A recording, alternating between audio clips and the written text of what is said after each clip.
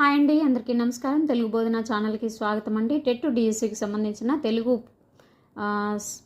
పాఠ్యభాగం దానశీలం పాఠ్యభాగంలోని నానార్థాలు మీకు ఎగ్జామ్లో వచ్చిన మాదిరిగానే మల్టిపుల్ చాయిస్లో ఉంటాయండి ఇక్కడ. కానీ ఆప్షన్స్ చెప్పట్లేను, ఓన్లీ డైరెక్ట్ ఆన్సర్స్. మీకు టైం వృధా కాకుండా మీకు నేనే డైరెక్ట్ ఆన్సర్ చెప్తున్నాను, తప్పకుండా ప్రిపేర్ అవ్వండి. కులము అనే దానికి నానార్థాలు: వంశము, శరీరము. హరి అంటే విష్ణువు, సింహము. క్షేత్రము అంటే భూమి, పుణ్యస్థానం. సిరి అంటే సంపద, లక్ష్మి. రాజులు: చంద్రుడు, ప్రభువు. తేజము అంటే ప్రకాశము, పరాక్రమము. ధర్మము అంటే పుణ్యము, విల్లు. తర్వాత చిత్రము, చిత్తరువు, అద్భుత రసం. విష్ణువు, ఇంద్రుడు నానార్థాలు వచ్చే పదం ఏంటి అంటే హరి. గురువు అనే పదానికి నానార్థాలు: ఉపాధ్యాయుడు, బృహస్పతి. తర్వాత పుణ్యము, విల్లు, యజ్ఞము అంటే ధర్మము. అర్థము అనే పదానికి నానార్థాలు: ధనము, శ్రద్ధార్థము. Please like